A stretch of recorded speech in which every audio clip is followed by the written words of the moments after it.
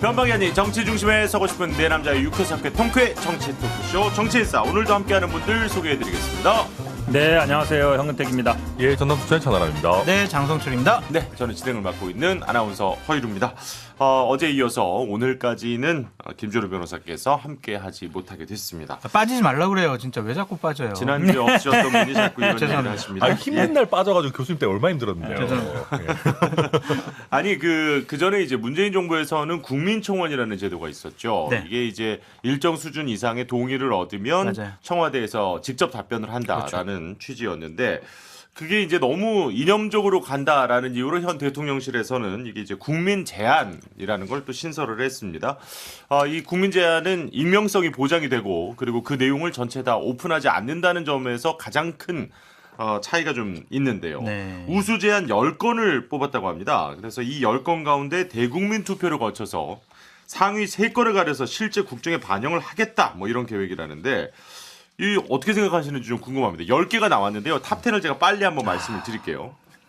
9,900원 K 교통패스 뭐 가칭입니다. 이 제안이 하나 있었고 전세 계약 시 임대인의 세금 완납 증명 첨부하는 걸 의무화하는 거. 그다음에 이제 콘택트 렌즈 온라인 구매 허용, 백내장 수술 보험금 지급 기준 표준화, 휴대전화 모바일 데이터 잔량 2월 허용, 소액 건강보험료 체납 압류 제한, 최저임금 차등 적용, 반려견 물림사고 견주 처벌 강화 및 안락사, 대형마트 의무 휴업 폐지, 외국인 가사도우미 취업비자 허용 등이 있었습니다.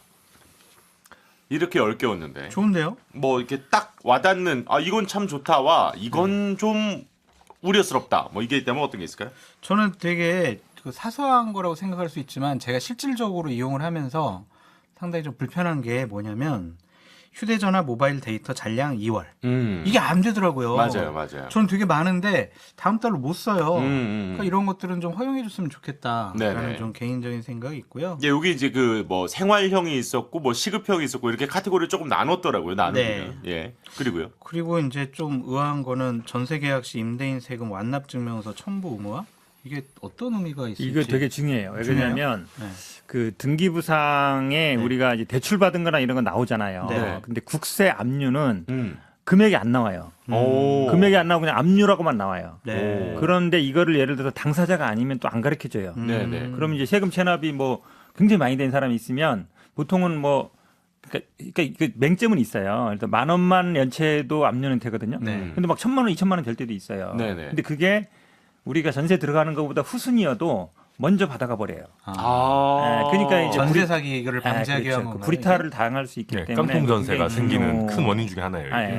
네. 왜냐면 그거를 계속 연체했어도 추가 계속 압류하는 게 아니고 네네. 한 번 압류하고 있으면 계속 그걸로 하기 때문에 만약에 대출 저당권이 있고 내가 전세 들어가고 그 다음에 압류 들어와도 요게 우선권이 있다 보니까 어허. 근데 대출 내 전세금 보장 못 받는 경우가 종종 있어요. 근데 지금까지 왜 안 됐어요? 이런 건? 그러니까 이게 좀 약간 번거로운 거죠. 그러니까 세금이 얼마 연체됐는지를 또 알려줘야 되고 뭐 그러니까 임대인 입장에서도 뭐 그런 거 부분들이 있고 뭐 좀 그랬던 것 같아요. 근데 이거 이게 해야 되겠네요. 괜찮은 아이디어. 좋은 아이디어죠. 현 변호사님이 자연스럽게 이게 현 변호사님 보시기에도 이거 저도 이거 꼽으려고 그랬거든요. 어. 이거 꼽으려고 그랬는데 꼽아버렸는데 네네. 아니, 설명을 너무 쉽게 잘해주셔가지고 네. 많은 네. 분들이 쏙쏙 이해를 들어왔어요. 잘하실 그래요? 것 같습니다. 사실은 근데 좀 애매한 부분도 있어요. 그러니까 외국인 가사도우미 취업 이게 사실은 현실적으로는 되게 아마 요청을 많을 거예요. 왜냐하면 이제 직장맘들이 이제 애를 맡겨야 되는데 그렇죠. 사실 요즘 뭐 시어머니나 맡기가 어렵잖아요. 그러다 보면 어쩔 수 없이 외국인 가사도우미 쓰게 되는데 구하기 되게 어렵거든요. 네네. 그런 일인데 그러다 보니까 뭐 필리핀이나 뭐 중국 교포들 많이 쓰게 되는데. 사실은 근데 이게 뭐 미국 같은 경우도 이 논란이 되게 많거든요. 그럼 이제 결국 불법이냐 아니냐 따지는 거라서 저희가 보기에는 뭐 특정 가사 도우미만 이렇게 하긴 쉽지 않은 것 같고 네네. 차라리 뭐 인력이 부족하면 전반적으로 뭐 취업 비자를 좀 늘리는 방식이 낫지. 그럼 가사 도우미 한다고 들어왔다가 다른 데로 가버리거든요. 그렇죠. 그렇게 우리- 되면 또 그렇죠. 비자를 그러니까 실제로는 가사 도우미라고 와고 나서는 안 하는 경우도 많아요. 그러니까 네네. 취업한다고 해서 거기 안 하고 다른 데 가는 경우도 있기 때문에 유학생도 마찬가지고 그래서 전반적인 뭐 이민이라든지 이런 걸 전체적으로 고민하는 게 맞지 특정 업만 딱 지정하는 건 제가 보기에 조금 부적절한 것 같습니다. 천 변호사님. 네, 근데 저는 외국인 가사 도우미 이제 저는 이제 다행히 장모님이 봐주시는데 네네. 주변에 보면 요새 진짜 엄청 비싸요. 그래서 이거는 실질적인 니즈가 엄청 크기는 크다. 그러니까 뭐 맞벌이를 하면은 한 명의 임금은 그냥 거기에 들어간다고 보면 되잖아요. 맞아요. 거의 예. 그냥 한 명 임금분이 거의 들어가니까 제 친구들도 다 그냥 내가 해보고 싶다 막 그런 얘기하고 그러는데 아무튼 저는 뭐 다 괜찮은데 약간 논란이 있을 만한 것들은 저는 크게 한 두 가지. 최저임금 차등 적용 부분이랑 대형마트 의무 휴업 정도가 논란이 있을 것 같고요. 이미 그 마트 노조에서는 이것과 관련해서는 아주 강한 의견들을 지금 내고 있죠. 네, 우려를 많이 내고 계시고, 근데 다만 이제 소비자들 같은 경우에는 당연히 찬성 의견이 매우 높고, 네. 또 최근에는 이런 대형마트가 아니라 이제 쿠땡 같은 그 사실 뭐 휴일에 제한이 없는 그런 우리 배송- 시사 방송이나 그냥 얘기하셔도 됩니다. 아 그래요? 예. 쿠팡 같은 것들이 사실 많아지면서 이게 대형마트 의무 휴업과 그 소상공인 보호 사이에 연관관계가 존재하느냐 이런 부분들이 점점 더 논란이 커지고 있어요. 네. 그래서 이 부분도 저는 어떤 사회적인 논쟁의 좋은 소재다. 네, 저는 그렇게 보고요. 사실 요것과 관련해 가지고 이제 마트 노조에서는 휴식권 보장이라는 부분 때문에 이야기를 했고 그랬더니 또 아니 그럼 인원을 더 뽑으면 되는 거 아니냐라는 주장이 있는데 과연 이제 마트 측에서는 이윤 목적에서 인원을 더 뽑을지가 이제 또 문제가 되는 요런 또 그렇죠. 논쟁거리가 그런 것들이 있더라고요. 어떻게 보면 사회적 타협의 대상이 될 그렇죠. 수 있을 것 예, 같습니다. 네. 좋습니다. 뭐 그러니까 여러 가지 지금 제안들이 이렇게 나오고 있고 이것 중에 이제 탑3는 정부 정책에 또 바로 반영이 된다고 하니까 이게 또 어떻게 흘러갈지는 한번 지켜보도록 하겠습니다. 네, 일단 우리 또 마중물 토크는 여기까지 하고요. 예, 빨리 오늘의 주제 시작하도록 하겠습니다. 네, 정치일사입니다. 오늘의 이야기 시작은 이준석 대표인데 지금 잠깐 직무가 그렇죠. 정지돼 전 있는 대표는 대표. 아니에요. 저는 아니에요. 저는 아니에요. 예. 이준석 당대표. 네. 예, 지금 직무가 잠깐 정지돼 있는 당대표 이야기로 시작을 해볼까 합니다. 사실 이때 늘 그 6개월의 당원권 정지와 관련해서 비교됐던 분들이 있습니다. 가장 대표적인 예가 이제 김성태 전 의원. 이분 같은 경우에는 이제 딸의 KT 채용 청탁 혐의로 대법원에서 유죄가 나왔죠.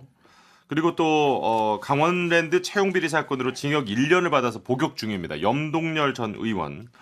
이 두 사람에 대해서 국민의힘 윤리위원회가 당원권 정지 3개월의 징계를 결정을 했습니다.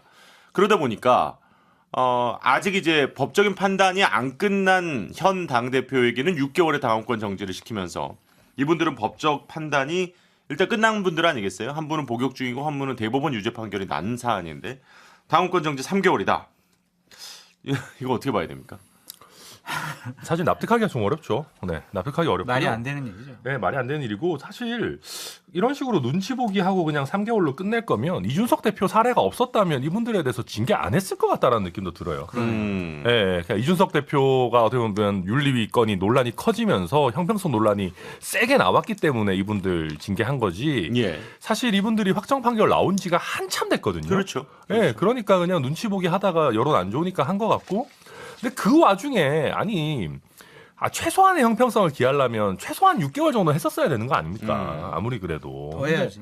더 해야죠, 솔직히 말하면. 근데 이거를 이준석 대표한테 한 거에 절반밖에 안 했다? 이거는 완전 솜방망이 징계고요. 근데 이분들 이미 당원 자격 상실된 상황 아니었습니까? 맞아요. 별로 사실 의미 없어요. 그리고 이분들이 지금 뭐 당직을 맡고 있는 것도 아니고. 그렇죠. 그래서 사실 이분들은 당원권 정지 뭐 1년 해도 특별한 불이익이 없는 분들이에요. 근데 그럼에도 불구하고 이렇게 한다는 것은 좀 윤리위가 균형 아니, 감각이 없다. 이양희 위원장 얘기하셨잖아요. 그동안 당에 공헌이 있어가지고 그걸 참작했다.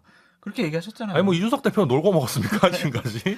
제 예. 얘기가 아니라 이양희 그렇죠. 위원장이 그렇게 얘기했다는 걸 소개시켜 드리는데 상당히 그거가 결국에는 윤리위가 본인들의 주관적이고 독자적인 판단으로 이준석 대표를 징계했다라고 보기 어려운 지점이 바로 이러한 김성태, 염동열 3개월에 대한 징계라고 좀 보여집니다. 아니, 그러니까 그렇다 보니까 현 변호사님 약간 네. 이걸 보면서 그 사법부 판결이 조금 부적절했다라는 의견에 대한 반영 아니냐 뭐 이렇게 보는 시각들도 있던데 그건 그렇죠. 어떻게 생각하세요? 한마디로 얘기하면 뭐 정치 탄압이었다 뭐 이렇게 보는 거죠. 그러니까 그 지금 염동열 전 의원, 김성태 전 의원 이 두 사람에 대한 것이 그렇죠. 이제 그런 게 좀 반영된 거죠. 그러니까 그 처벌 자체가 불닭당했다는 건데 부적정했다는 건데 이게 사실은 이제 채용 비리 문제였거든요. 그렇죠. 네, 그러니까 예를 들어서 뭐 개인적인 어떤 정치적인 문제가 아니라 채용 비리 문제이기 때문에 당연히 뭐 그 말이 안 되는 것 같고 이제 아마 제가 보기에는 이 징계 자체로 이제 윤리위원회가 이준석 대표 징계한 것 자체는 정당성이 완전히 사라졌어요. 말처럼 이제 계속 징계를 끌고 있었잖아요. 근데 네. 언론에서 계속 아니 유죄도 확정된 사람도 가만히 있는데 왜 경찰 수사 중인 사람 하냐는 얘기 나왔거든요. 예. 그럼 최소한 균형이라도 맞춰야 되는데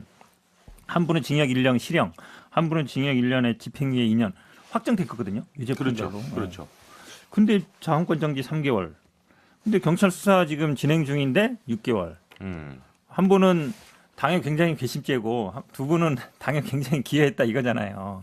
그게 제가 그거 아니면 설명이 안 돼요 이게. 그러니까 제가 보기에 뭐 결국 이준석 대표를 괘씸죄로 몰아냈다라고밖에 할 수 없는 거예요. 그리고 그걸 자백하는 거죠. 국민의힘에서 뭐 두 사람에 대한 사법부 판결이 부적절했다 이런 식의 얘기를 하는 것은 정말 잘못된 그건 행위입니다. 최악이죠. 예. 정말 대법원의 확정 판결은 마음에 들지 않더라도 당연히 받아들여야죠. 그렇죠. 저희가 어떻게 비판을 했냐면 한명숙 전 총리 뇌물죄 뭐 정치장 김경수 고위반 지사 사건 뭐, 관련해서 민주당에 계신 분들은 계속해서 판결 잘못됐다.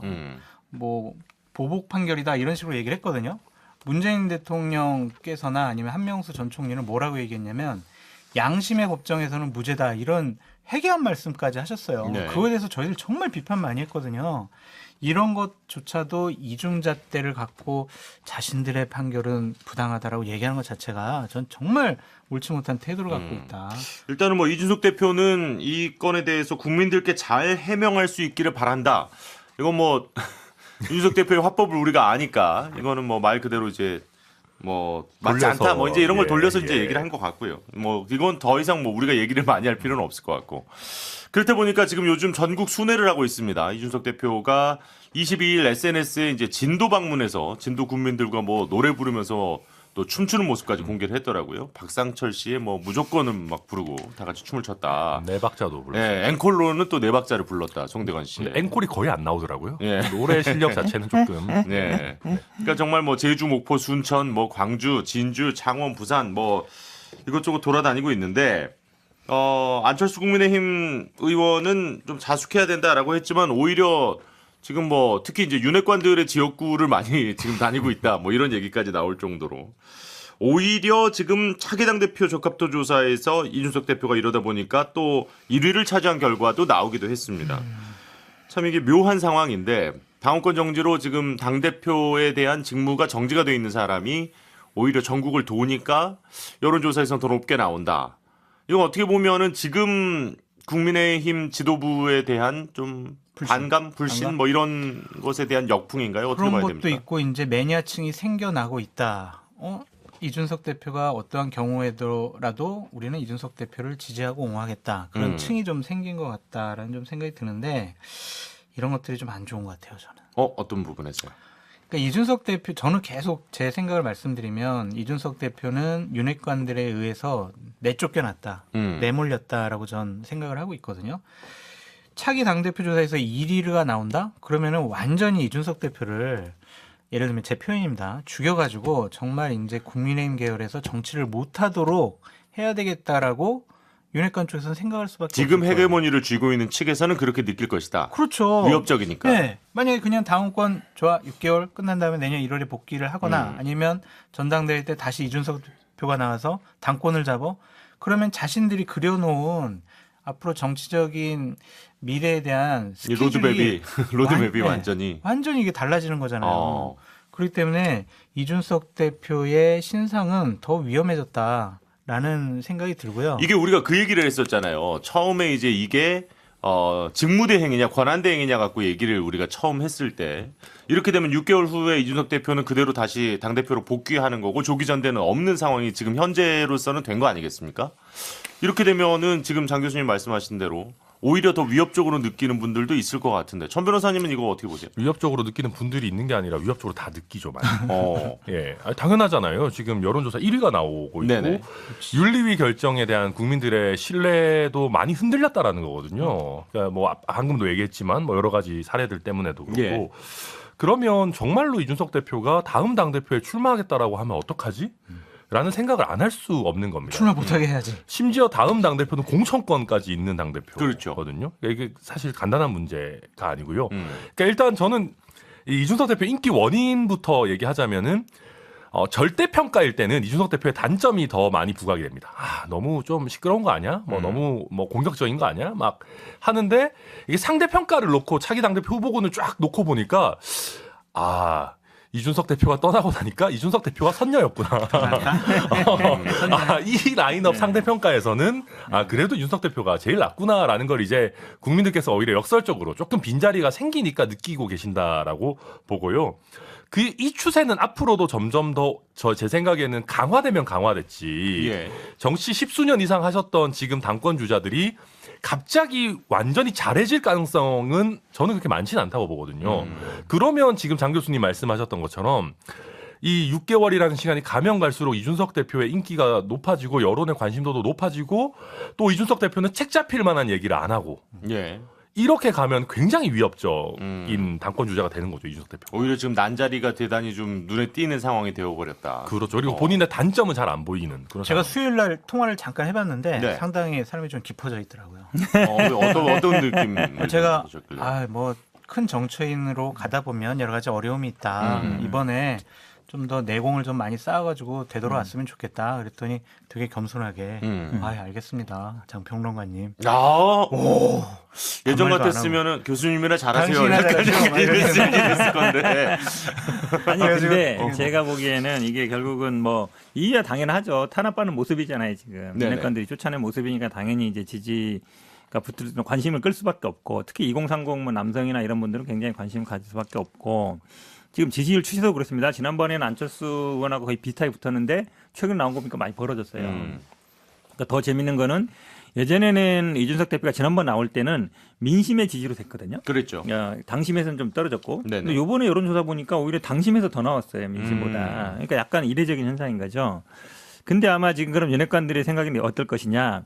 무조건 기소해야 된다. 이 생각일 거예요. 기소하면 그렇죠. 왜냐하면 지금 당권 그렇죠, 6개월 그렇죠. 정지돼 있는데 기소가 되면 이거 우리 상대 당까지 찾아보는데 그 상대 당은 당기 요즘 서럽고 막 찾아봐요. 네. 기소되면 정지되게 돼 있거든요. 그 당직 출마라든지 아니면 뭐 당협위원장 이런 게 정지되게 돼 있어요. 예. 근데 그 자세히 보면 그 규정에 네. 예를 들어서 뭐 성매매라든지 뭐 직권남용 이런 건 있어요. 근데 지금 문제 삼으려고 하는 뭐 예를 들어서 뭐 증거인멸 교사 이런 게 해당되는지 잘 모르겠고 일단. 네네. 또 흉흉한 소문도 얘기해 주세요, 현 변호사님. 흉흉한 소문도. 흉흉한 소문? 네. 그건 내가 잘 모르겠고. 그러니까 아마 시나리오는 이렇게 짜는 것 같아요. 뭔가로 어쨌든 기소한다. 기소하면 정지된다. 네. 그럼 기소되는 기간 동안에는 계속 정지되는 거거든요. 근데 보통 근데 1번은 재판이- 아마 기소하면 이게 재판이 얼마나 오래 걸려요, 사실. 오래 걸리죠. 2년 네. 넘게. 오래 걸릴 수 있죠. 근데 예를 들어서 기소하면 사퇴할 거다. 이렇게 생각하는 사람이 있을 것 같고. 기소하면은 일단 사퇴시켜서 그다음에 이제 뭐 저 비대위를 가든지 뭐 전당대회를 한다. 요게 갈 것 같고. 근데 네. 절대 이준석 대표는 사퇴 안 할 것 같고 네. 기소한다고. 그럼 이제 기소해서 재판받는 동안은 정지되는데 그거를 이제 내년 6월 이상 넘어가면 그렇죠. 그때까지도 못 나오잖아요. 네네. 그때도 재판 중이면. 근데 그 시나리오를 그리는 것 같아요. 근데 그게 아니 근데 과연 일반적으로 이제 두 분이 변호사시니까 네. 그런 식으로 이제 어쨌든 기소가 들어가서 형사 쪽으로 가게 되면요. 이게 뭐 1심, 2심, 3심 가면은 뭐 3, 4년 흐르는 거 금방 아닙니까? 3, 4년 흐르는 거 금방입니다. 그죠? 그런 네. 케이스들이 많죠. 많이 있죠. 그럼 지금 현 변호사님 말씀하신 시나리오는 조금 상당히 좀 섬찟하기도 하고. 이준석 대표를 국민의힘 계열 보수파 정당 쪽에서는 정치를 못하게 하겠다라는 의도가 있어 보여요. 근데 아무튼 근데 저는 그렇게 생각해요. 그러니까 그 3, 4년 동안 물론 저는 만약에 증거가 있고 제대로 된 기소가 되고 하면 당연히 국민들이 등을 돌리시겠죠. 물론 그거는 뭐. 그게 아니라 이제 그렇죠. 국민들께서 보시기에 이거 좀 약간 출마를 막기 위한 기소 아니야? 이런 식으로 보여지는 경우에라면 저는 오히려 이준석 대표 3, 4년을 설령 법정 투쟁으로 시간 허비한다고 해도 체급 더 커질 거예요. 저는 오히려 약간 이거 자꾸 이준석 대선 후보 만들어주려고 하는 건가? 만약에 그런 쪽으로 간다면 그런 생각이 들 정도입니다. 근데 되게 좋은 지적을 해주셨는데 만약에 어쨌든 지금 계속 말이 나왔던 증거인멸이라든지 그리고 이제 성매매, 성접대와 관련한 이런 이슈들에 있어서 그 명확한 증거가 있을 경우에 기소가 되는 케이스를 저희가 지금 말씀드린 건 아닙니다. 이건 저희가 한번 짚고 넘어가야 될 것 같고요. 그러니까 기소를 뭘로 하느냐도 중요해요. 지금 예를 들어서 제일 저 윤리에서 문제 삼았다는 거는 증거인멸 교사인데 그렇죠. 그거를 만약에 기소 안 하면 그러면 윤리위의 판단 자체가 문제가 생기는 거고 네. 그다음에 이제 성매매 같은 경우에는 일단 시효 문제가 걸려요. 알선 수재든 뭐든지 간에 시효 문제가 걸리고 그럼 이 다른 거 예를 들어서 뭐 강영석 변호사를 명예훼손 고소했기 때문에 뭐 그게 뭐 무고다 만약 이런 걸로 기소하면 이거 뭐지? 성매매도 아니고 증거인멸 교사도 아니고 엉뚱한 걸 했네. 억지로 기소하려고 했네. 뭐 이런 얘기가 나올 수 있거든요. 그러니까 뭘로 기소하는지도 굉장히 지켜볼 대목이에요. 뭐 또 중요한 또 체크 포인트를 하나 알려주신 것 같습니다. 예, 어떤 식으로 만약에 기소가 된다면 어떤 사유로 기소를 했는지도 우리가 좀 관심 있게 볼 필요가 있다. 중요한 소문이 많이 있습니다. 네, 알겠습니다. 자, 이준석 대표 이야기는 여기까지 하고요. 네, 지금 또 민주당도 요즘 그동안 이제 당 대표와 관련해서 기사가 별로 없다가 어쨌든 이재명 의원이 출마를 선언하고 나서 뉴스거리들이 좀 많이 쏟아지기 시작을 했습니다. 어떻게 보면은 다시 한번 뭐 소위 말하는 명락대전이 발발하는 거 아니냐 뭐 이런 얘기들도 나오고 있는데 반 이재명 쪽에 계신 분들은 지금 정말 필사적으로 저지를 하는 듯한 이런 모양새도 지금 보이더라고요. 어떻게 지금 분위기 좀 알려주세요 일단 현 변호사님. 이거 뭐 제가 아니, 뭐 길게 얘기할 일단 게 아닌 것 같은데요. 명락 대전 정도까지는 아니고요. 왜냐하면 네. 이제 지금 이제 서른 의원님이 나오신 거니까 네네. 대리로 나온 것도 아니고 이제 본인이 일단 뭐 제가 보기에는 아마 서른 의원 입장에서는 본인이 뭐 이낙연계이기 때문에 이런 것보다 이제 오래 하셨어요. 4선인가 5선 하셨고 그다음에 약간 동교동계시였거든요. 그러니까 정치 오래 했고 좀 그만해야 되는 거 아니냐라는 여론도 실제로 있습니다. 네. 당내도 있고 이러다 보니까 본인의 이제 공천 문제에도 걸려 있는 것 같고 그러다 보니까 아마 이제 반명 쪽에 좀 약간 대표로 서서 자기가 자기 정치 생명을 유지하겠다 이런 의사인 것 같아요. 제가 보기에는. 네. 근데 그 정도 뭐 파괴력이 있는 것 같지는 않고요. 저는 뭐 이런 분들 이제 뭐 많습니다. 민주당에 보면은 이제 뭐 4선, 5선 수도권이 많은데 그냥 정치가 그냥 업인 분들이라고 생각 들어요. 저는 뭐 그만둘 때 됐다고 봅니다. 이런 분들 많거든요, 되게. 그래서 인적 쇄신이라든지 이런 분들이 보면 뭐 물론 당연히 본인의 정치를 계속해야 될 이유를 찾는 게 맞는데 그럼 그동안 한 게 뭐냐. 4선, 5선 하는 동안에. 그럼 이제 다음에 할 게 뭐 국회의장이나 이런 거밖에 없는 거거든요. 네네. 그럼 뭐 6선 해서 국회의장 하는 게 무슨 의미가 있는지. 그래서 저는 개인적으로 보기에는 본인의 정치 생명 연장을 위한 뭐 그런 거 아닌가라고 봅니다. 제가 잠깐만 광고를 듣고 와서 네. 제가 조금 더 디테일한 부분 네. 몇 가지 여쭤보고 그리고 제가 또 말씀하실 시간을 충분히 드리겠습니다. 네, 정치인 싸움입니다. 지금 민주당의 이제 당대표 선거 전당대회와 관련한 이야기를 조금 해보고 있는데요. 제가 한 가지만 더 현근택 변호사님께 좀 질문을 드리고 그 얘기를 좀 듣고 나머지 두 분께도 시간을 좀 드리겠습니다.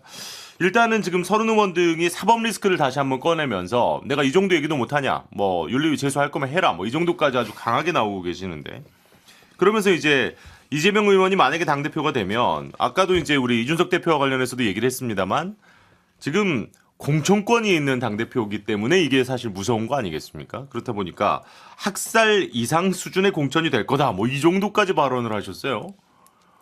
그런 불안감이 분명히 지금 좀 있나 봐요. 아니, 그 민주당 서른 내에서도. 의원은 그 불안감이 있다니까요. 그러니까 이분은 꼭 뭐 이재명 의원이 당대표 되는 것뿐만 아니라 이제 쇄신 3선 이상 하면은 해당이 딱 되는 분이에요. 네. 네, 그런 부분이고 저는 이재명 의원이 그렇게 뭐 공천을 아주 뭐 확 3선 이상 다 자르고 뭐 이렇게 할 거로 보지 않아요. 그러니까 이재명 의원은 사실은 차기 대권 나가는 게 목표거든요. 예, 그렇겠죠, 당연히. 네, 어쨌든 그러면 다음 총선에서 승리, 그러니까 아마 총선 승리 기준을 다를 수 있는데 지난번에 180석 했기 때문에 그 정도 할 수는 없어요. 그건 뭐 쉽지 현실적으로 않아요. 예. 쉽지 않죠. 과반 이상만 되면 아마 뭐 죄송합니다. 할 거로 보기 때문에 어느 정도 좀 안정적으로 가져갈 가능성이 높다. 왜냐하면 이재명 의원이 이재명 계라는 사람이 그렇게 많지 않습니다. 실제로. 네.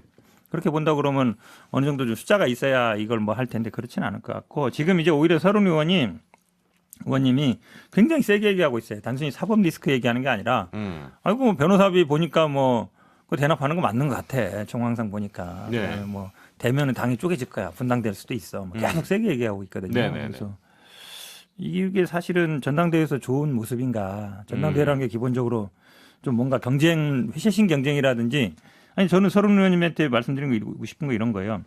본인이 왜 당대표가 돼야 되는지 내가 하면 뭘 하겠다 이걸 얘기해야 되는데 저 사람이 되면 뭐 공천 학살하고 저 사람이 되면 다 당 쪼개지고 저 사람이 되면 뭐 사법 리스크 있으니까 가만 안 두고 이거는 사실은 당대표 본인이 되려고 나온 게 아니라 본인의 정치적인 어떤 그런 목적을 위해서 나온 게 아닌가 싶어요. 그 예비 경선 통과 못해요? 서른 의원이? 이래서 제가 보기엔 약간 통과 가능성이 오히려 약간 늘었어요? 반명, 비명 쪽에 결집시킬 수 있는 그렇게 따지면 반명 쪽에서 밀어주면은 뭐 컷오프 통과는 되지 않겠습니까? 가능성도 있어요. 왜 그러냐면 그전에는 친문이나 뭐 이러냐. 이런 분들이 그 강병원 의원이 약간 뭐 친문을 잡았다 이런 얘기 있었는데 예. 강병원 의원이 의외로 이제 임팩트가 별로 없어요. 음. 별 존재감도 별로 없고. 그러니까 그런 것들을 이제 서른 의원이 좀 흡수할 수 있는 가능성이 있어서 저는 뭐 반반이라고 보고 있습니다. 저는 이제 17일 날 이재명 후보가 출마 선언을 하면서 했던 얘기가 결국에는 내가 합리적, 합법적 당원 당규를 이용을 해서 공천 학살을 하겠다라고 공개적으로 선언한 것이 아닌가라는 생각이 오. 들어요. 왜냐하면 어떤 부분이 있냐면 전자민주주의를 활용해 직접민주주의를 확대하고 당원의 지위를 강화하겠다. 네. 지역위원회별로 당원총회를 정례화하고 당원 투표도 상설화하겠다라고 음. 돼 있어요. 그렇다면 이거는 다음번 전당대회라든지 아니면은 국회의원을 선출하는 후보를 선출하는 예비 경선 때 당원들의 투표에 의해서 결정하겠다라는 건데 예. 지금 민주당 같은 경우에는 이재명 후보가 강한 팬덤을 갖고 있잖아요. 특히 뭐 개딸로 표현되는데 그분들이 지역에 대규모로 당원 가입을 해서 당내 경선 그리고 국회의원 후보자를 선출하는데 이재명 후보의 뜻과 의지를 거의 100% 반영시키는 민주적인 절차를 가장한 공천 학살이 이루어질 수가 있다. 저는 그렇게 전망해 봅니다. 이건 진짜 말이 안 되는 얘기예요. 왜 그러냐면 예를 들어서 공천 아, 좋다. 학살하고 와, 아니, 말이 안 되는 거예요. 집중해서 듣고 있었는데 확 정신을 차리게 해주시네. 예. 아니 공천 학살을 이루려면 당원이라든지 이런 거 무시하고 대표가 내가 마음에 드는 사람 꽂아주겠다. 이렇게 해야 공천 학살이 되는 거예요. 근데 지금 얘기처럼 당원들의 어떤 의사를 반영해서 하겠다. 지금도 어찌 보면 저희 당 같은 경우에는 기본적으로 국회의원 같은 경우는 5대5. 예. 당원 50, 여론조사 50 이렇게 돼 있거든요. 네네. 경선 룰이. 그럼 예를 들어 당원 100% 이렇게 하진 않겠죠. 이 룰을 바꾸기는 어렵단 말이에요. 그럼 당원들의 뜻을 따라서 공천하는 게 그게 우리가 계속 얘기하는 당원 민주주의며 뭐 하향식 뭐 공천이면 이거거든요. 네. 그럼 말고 다른 방법이 뭐가 있어요? 그냥 그게- 제비뽑기로 해요? 그게 합리적이고 그게 네. 정상적인 절차긴 한데 그거를 이용할 수가 있다 이거죠. 그러니까 이재명 의원은 아주 좋은 포지션입니다. 그러니까 당 대표로서 당 대표 된다면 네. 당 대표로서 공천권도 있으면서 룰도 짤 수 있으면서 플러스 방금 장 교수님 말씀하신 대중적 호소력도 있어요. 저는 그러면 결국 뭐 현 변호사님 말씀도 맞아요. 민주적으로 당원 투표에서 뽑는 게 뭔 공천 학살이냐 맞긴 맞지만 네. 이재명 의원과 찍은 사진 우리 옛날에 박근혜 당시 당대표와 친분을 강조하고 뭐 친박이니 진박이니 뭐 멀박이니 뭐 나오듯이 네네. 누가 이재명과 친한가 누가 이재명을 대통령 만들어줄 사람인가 이게 각 지역구에서 당원들의 판단 요소가 될 거예요. 그러면 지금 비명하고 있는 분들은 네. 이분들이 공천에서 컷오프 되는 게 아니라 경선 붙여준다고 해도 어차피 그런 흐름에 휩쓸려 갈 거다. 경선에서 이기기 쉽지 않다. 쉽지 않은 흐름으로 갈 거예요. 저는 그런 면에서 이게 뭐 그분들이 비명계가 느끼기에는 공천 학살이라고 느낄 수 있고 그분들 결국 비명을 지르시게 될 거예요. 제가 하나 그냥 보충 설명해드리면 비명을 지난 2020년도에 네. 금태섭 의원이요. 예. 그 지역에서 물론 뭐 지역구 관리 안 하고 당원 관리 안 했다라고 하더라도 정말 그냥 TV에서 몇 번 나왔던 강선우 평론가한테 당원 투표에 의해서 완전히 졌잖아요. 그래가지고 지역에서 결국에는 후보자가 되지를 못했어요. 네. 그러니까 그런 사례들을 이용하지 않을까라는 우려가 있습니다. 아니 그거를 이용이라고 하시면 그럼 뭐 정당을 그럼 어떻게 해요? 그러니까 지금 개딸이라는 분들이 이번 전당대회는 투표권이 없는데 이제 없죠. 다음번 총선에는 투표권이 있을 걸로 보는데 당내 경선에서 그래봐야 한 우려가 20만 있다. 명이거든요. 근데 우려가 지금 당원이 한 120만 정도예요. 네.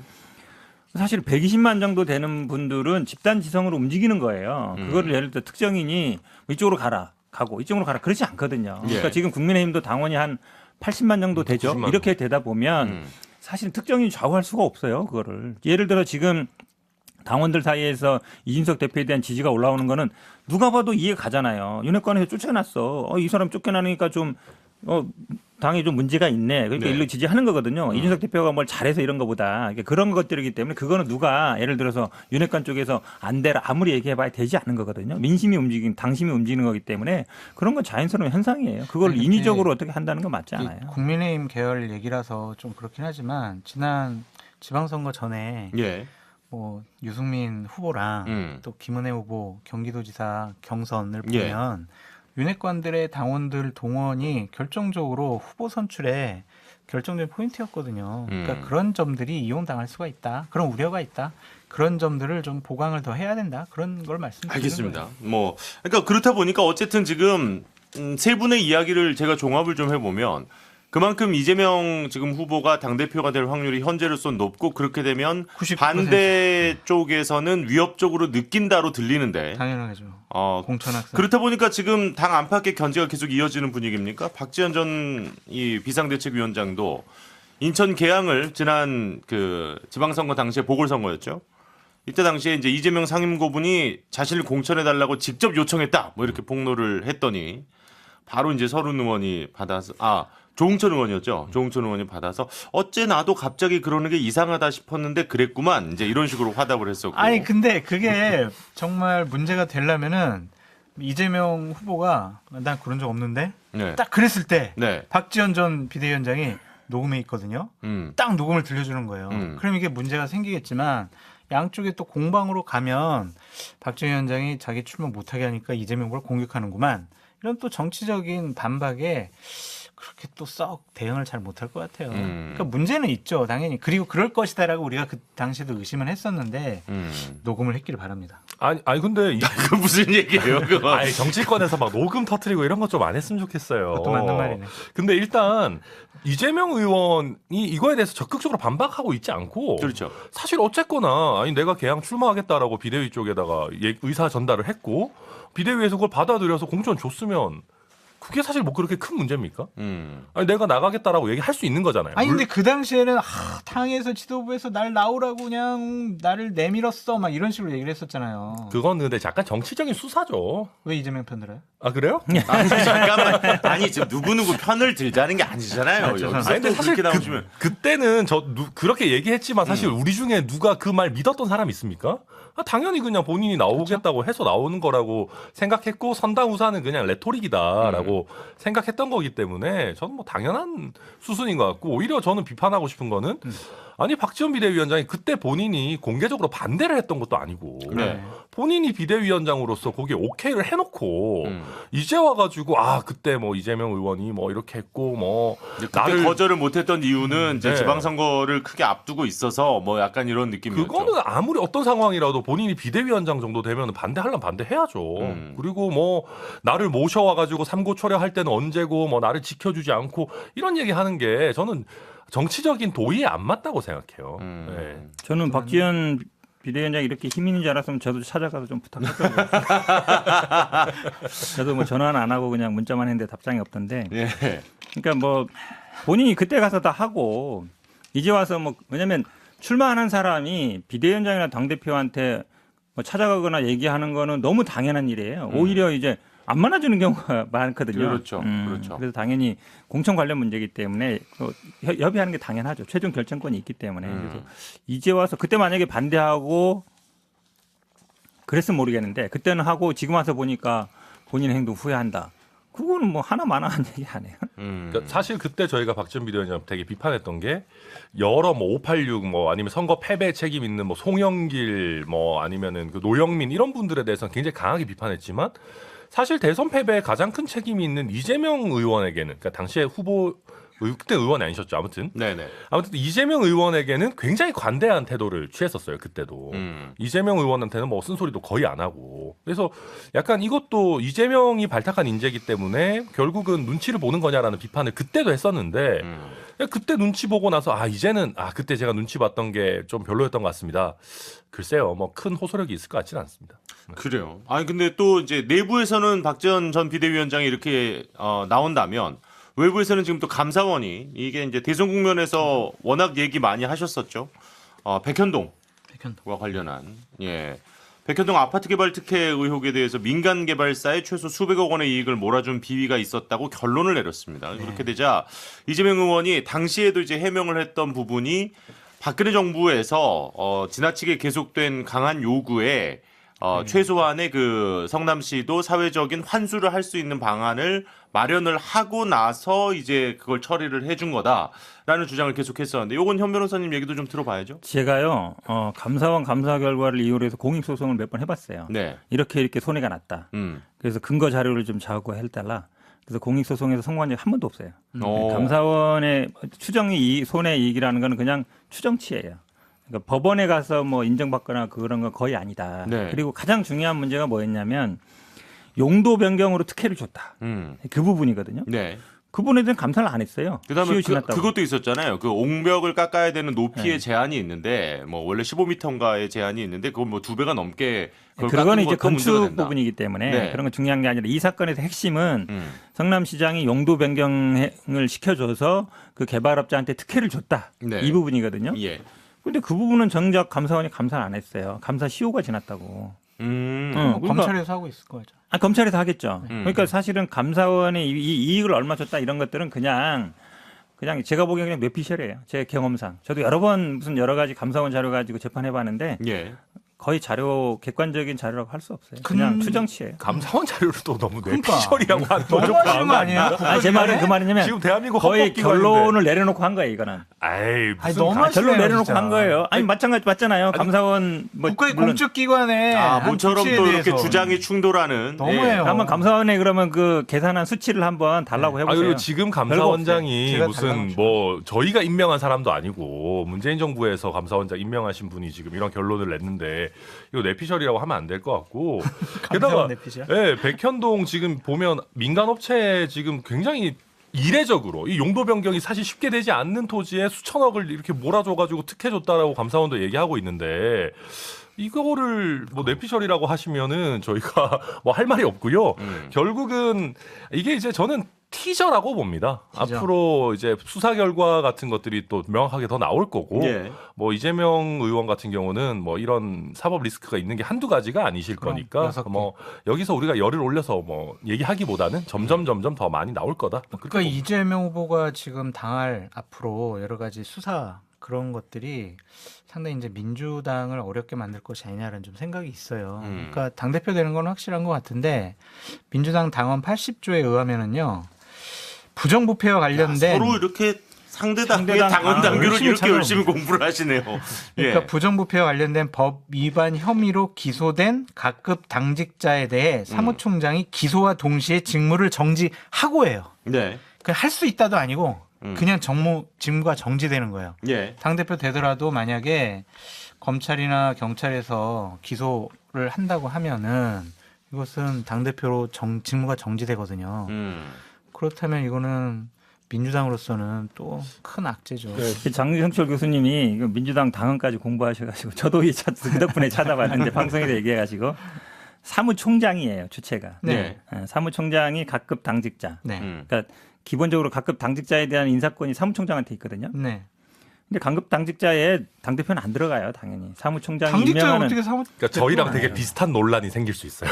아니, 왜냐하면 사무총장이 기본적으로 이 얘기를 준 거는 기본적으로 기본 당직자들에 대한 인사권은 사무총장한테 있거든요. 그러다 보니까 본인의 인사권으로서 이런 것에 대해서 직무를 정지하는 거지.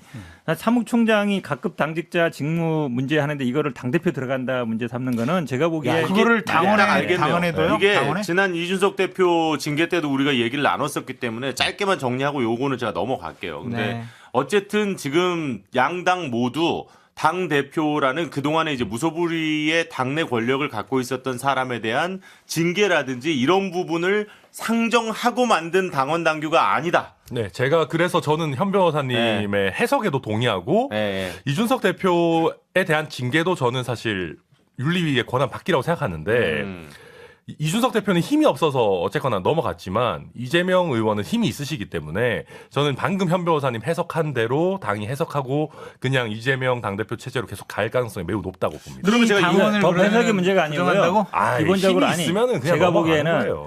아니 그게 아니라 기본적으로 당 위계 질서의 문제예요. 예. 그 국민의힘은 굉장히 의리가 없는 정당이에요. 선거 두 번 이기고 갑자기 이것도 의리 아니 선거 두 번 이기고 당 대표 했는데 어떻게 당 대표를 징계해서 몰아내요? 자, 민주당은 그런 정당이 아니에요. 아이고, 그 정도 아니, 그렇게 따지면 이재명 의원은 두 번 선거 다 졌는데 아니. 뭐 자, 내보내 자, 전당대회 때 이 당원 잠시만요. 고쳐요. 잠시만요. 알겠어요. 네. 이 얘기는 여기까지 하죠. 그러면 제가 평가에 대한 지점이니까 평가? 그거 하나만 제가 세 분께 짧게 여쭤보고 넘어가겠습니다. 그러니까 제가 말씀드리고 싶은 거는 요즘 이재명 의원이 산무행보라고 네. 해서 어쨌든 이런 이제 뭐 외 정말 내부의 뭐 여러 가지 공개 일정 것들에 없고, 대해서 뭐 인터뷰 공개 안 일정 따로 안 하고 언론 인터뷰도 안 하고 네거티브 안 한다. 그리고 이제 네거티브 안 한다. 뭐 이런 산무행보다. 그리고 이제 감사원 결과에 대한 반박은 있었습니다만은 당내에 이제 나오는 여러 가지 얘기들에 대해서 특별히 또 대응도 많이 안 하는 것 같아요. 어차피 나는 이길 거니까 조용하게 선거하면 그럼 이거 잘 하는 겁니까? 차라리 못 하는 나오는 거죠. 대응을 해야 됩니까? 왜냐면은 이재명 후보의 목표가 당 대표가 아니잖아요. 네. 본인은 2027년에 대통령에 출마하겠다는 겁니다. 그러면은 이 당 대표 선거를 보다 더 큰 이재명, 정말 앞으로 대통령이 될 만한 깜과 자격을 갖춘 이재명으로 한 단계 더 업그레이드되는 그런 모습을 보여줘야지. 당 대표 되는데 연연해가지고 당내 여러 현안의 논쟁에 피한다? 이것은 결코 지도자답지 않다라는 생각이 들어요. 치열하게 싸워야죠. 민주당이 혁신하고 쇄신하고 진보 진영이 살아나가야 될 길이 무엇인가? 그것에 대해서 각 후보들과 세게 붙어야지. 조용하게 선거해가지고 당 대표 되면은 그게 끝입니까?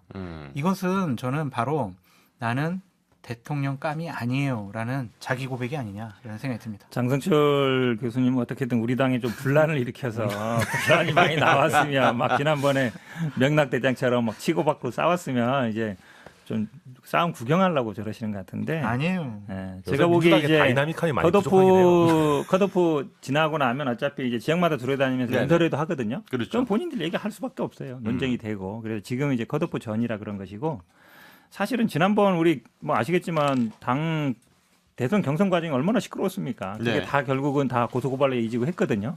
이제 그런 어떤 리스크를 좀 줄여보자 이런 거죠. 저는 이재명 의원 잘하고 계신다고 봅니다. 왜냐하면 사법 리스크나 이런 부분들이 지금 비판의 핵심인데 실제 사법 리스크가 있으시기 때문에 이거 괜히 비판하고 뭐하고 하다가 이 이슈를 더 키울 필요가 없어요. 그래서 저는 조용히 잘하고 계신다고 생각하고 다른 그 지금 당대표 후보들이 이재명 의원이 가만히 있어도 계속 이재명 노래를 불러주잖아요. 네. 그러니까 뭐 굳이 뭐 안 해도 저는 지금부터 당대표 선거할 때까지 집에서 그냥 TV 보고 계셔도 뭐 무방할 것 같다. 홍준표 그렇게 대표처럼. 생각합니다. 예. 자, 그러면 일단 뭐 컷오프 통과의 예측까지만 해보죠. 총 이제 8명의 후보 가운데 3명이 본선행 티켓을 거머쥐게 됩니다. 네. 이재명, 박용진, 박주민, 서른, 강훈식, 강병원, 김민석, 이동학 이렇게 8분인데 3분 꼽아주시죠. 커피 쿠폰 줍니까? 뭐 제가 사드릴게요. 그거 뭐 이재명, 얼마나. 박용진, 서른 이 세 분 뽑습니다. 이재명, 박용진, 서른. 천 변호사님. 네. 저는 이재명, 서른, 강훈식 가보겠습니다. 강훈식. 강훈식? 음. 박용진이 떨어진다고요? 그냥 한번 해봤어요. 네. 똑같으면 그러니까. 네. 자, 천 변호사님. 저는 이재명, 박주민, 서른. 박주민, 서른. 그러니까 일단 알겠습니다. 서른 의원은 아까 우리가 앞서서 이야기를 했습니다만 이렇게 돼서 이제 반대표로 어쨌든 컷오프는 통과를 할 것 같다라고 다들 예상을 하시는 것 같아요. 반 이재명 쪽의 분들이 좀 모일 것이다 이렇게 예상을 하시는 것 같고 저는 얘기하지 않겠습니다. 여기서 이제 딱 김준우 변호사님 예측까지 들어보면 사실 재밌긴 한데 일단 세 분의 예측 다음 주에 과연 어떤 분이 맞추셨는지 한번 지켜보도록 네, 하고요. 그냥 강훈식 의원이 너무 좀 저도 주목을 못 받고 있는 것 같아서 네. 좀 아쉬워서 말씀드렸는데 당내에서는 생각보다 평이 굉장히 좋더라고요. 네, 그래서 또 그게 생각보다? 컷오프가 이게 당원 투표가 아니고 아마 그 전국 대의원들이 한 거, 중앙위에서 하는 거잖아요. 여론조사 30%. 그래서 저는 의외의 결과가 나올 수도 있다 이렇게 봅니다. 알겠습니다. 빠져나갈 구멍을 마련해 놓으시는군요. 맞습니다. 네. 자, 오늘의 이제 마지막 주제 이야기 좀 해보겠습니다. 북송 어민과 관련한 이 공방이 좀 계속 이어지고 있습니다.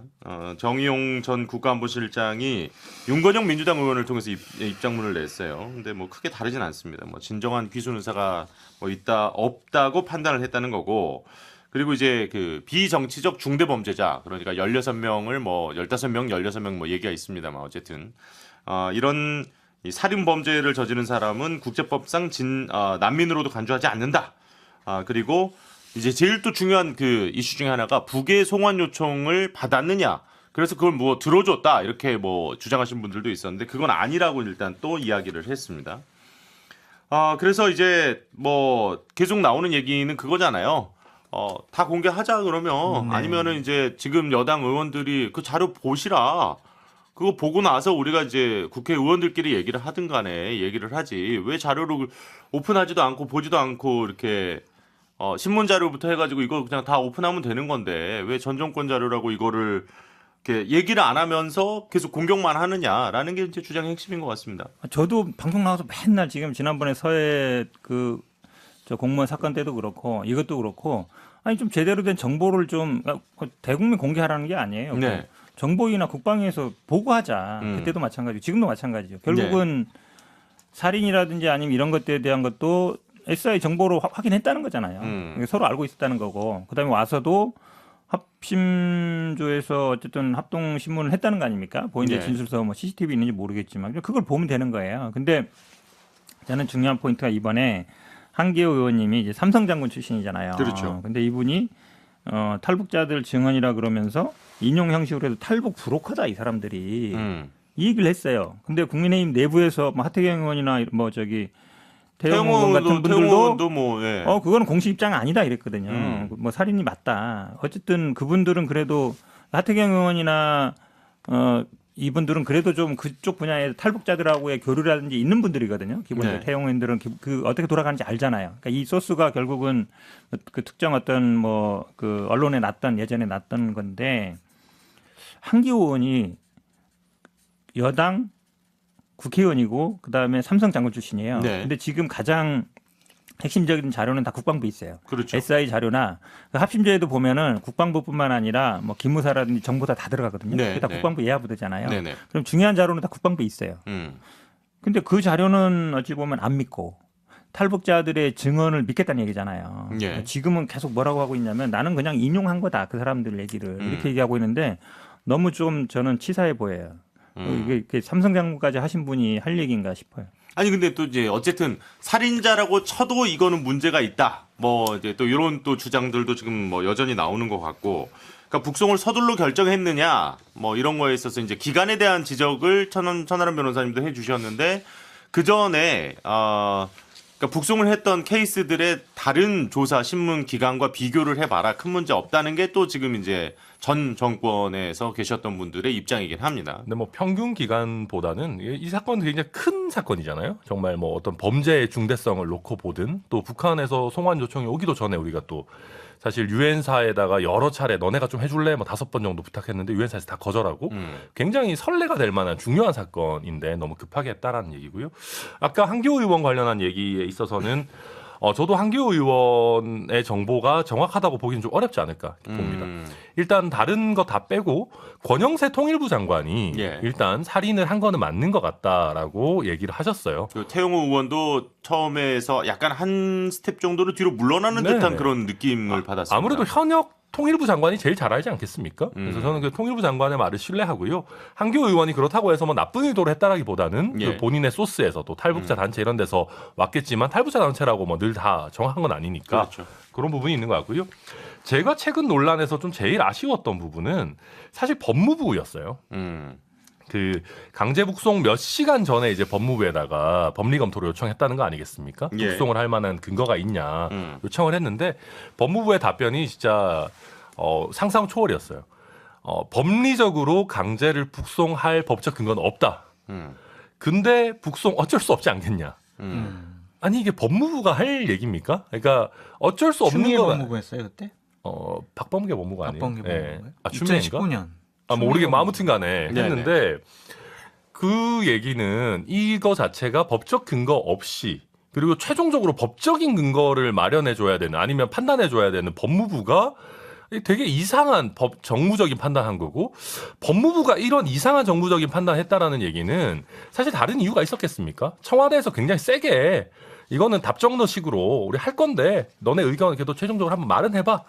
요식행위로 법무부를 그냥 써먹은 거 아니냐. 저는 이런 식으로 법무부를 그냥 써먹는 당시 청와대나 아니면 그 써먹겠다는 의도에 홀라당 넘어가는 법무부나 우리 정부의 수준이 참 당시에 처참했다 그렇게 생각합니다. 그러면 아마 이제 그 천 변호사 얘기했더라면 앞으로 이제 윤석열 정부에서는 어떤 식이 있어도 아마 북송을 안 시키겠다는 것 같아요. 법적 근거를 만들어야죠. 그러니까 지금도 없고 그때도 없어요. 왜냐하면 기본적으로 북한은 대한민국 국민입니다. 네. 오면 사실은 안 받을 이유가 없어요. 대한민국 국민이니까. 네. 그래도 가겠다면 또 보내주는 거고. 근데 이건 지금 어찌보면 법의 맹점인 부분이에요. 그러니까 우리가 예를 들어서 외국인도 아니고 대한민국 국민인데 문제가 있으면 본인이 가고 싶다면 또 보내주고 그러면 말 그대로 법으로 따지면 지금 당장 가서 저 북한 가서 다 주민들 거기도 대한민국 땅이거든요. 그렇죠. 우리나라가 통치해야 돼요. 통치 못하고 있잖아요. 그러니까 기본적으로 그런 어떤 딜레마가 법적 상황이 있는 거예요. 그러니까 네. 그 전에도 그러면 북송한 경우 있거든요. 다 위법이에요. 위법이라기보다는 이제 법적 근거가 없어요. 네. 남북 간의 관계는 그런 관계가 있는 겁니다. 근데 그거를 가지고 지금 말씀처럼 다 뭐 법무부가 역할을 안 했다. 그렇게 할 수 없죠. 그럼 그 전에 북송은 뭐가 근거 있어요? 아니 그 전에 북송은 가고 싶어하는 사람들 돌려보내주는 거잖아요. 그거는 기본권의 인권의 제한이 아니잖아요. 자, 자기가 가고 이거는 싶다는 건데. 지금 하시는 예. 얘기는 그 전에 우리가 지금 여러 차례 사실 했던 내용이기 때문에 지금 약간 바뀐 부분에 대한 이야기에 조금 더 집중을 어쨌든 했으면 좋겠습니다. 그러니까 지금 아직 이거는 결론이 아직도 안 났고요. 당분간은 이 이슈는 계속 싸울 거 아닙니까, 사실? 그렇죠. 저는 한 말씀 드리고 싶은 네. 게 뭐냐면 두 가지예요. 그러니까 흉악범이라고 북송을 했다라고 계속 얘기를 하잖아요. 근데 문재인 정부가 2003년부터 보면은 그러니까 그 해에 다른 살인 혐의자 정착을 허가했어요. 그리고 2003년 이후에는 살인 혐의 탈북 및 총 6명이 국내에 정착 허가했다. 문재인 정권 때에 했다.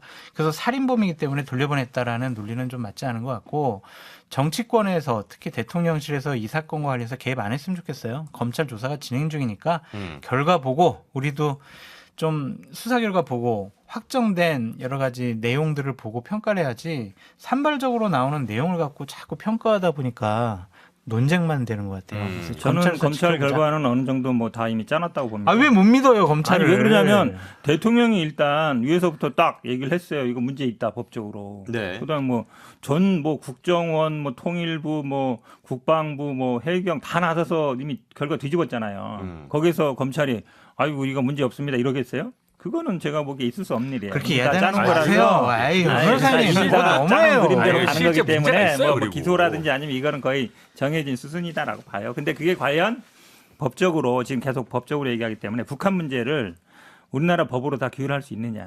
현실적인 문재인 문제예요. 정권 때 검찰과는 달리 최고 지도자라든지 권력자의 눈치를 보지 않는 검찰의 수사 결과를 기대합니다. 그럴 거라고 생각하는 국민이 누가 있겠어요. 자, 여기까지 하겠습니다.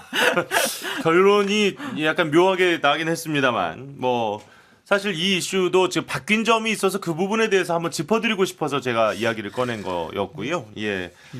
큰 줄기 자체가 바뀐 건 아니기 때문에 이 이야기는 조금 더 지켜보도록 하겠습니다. 네. 이번 주도 수고 많으셨고요. 생각보다 좀 오늘 많이 길어졌습니다. 유튜브는 다 나가겠지만 라디오용으로 편집을 해야 될 우리 제작진에게 미안함을 전하고요. 우리는 또 다음 주 토요일에 모처럼 우리 4명 다 좀 모여서 같이 이야기 나눌 수 있었으면 좋겠습니다. 오늘도 수고 많으셨습니다. 다음 주에 봬요. 감사합니다. 감사합니다.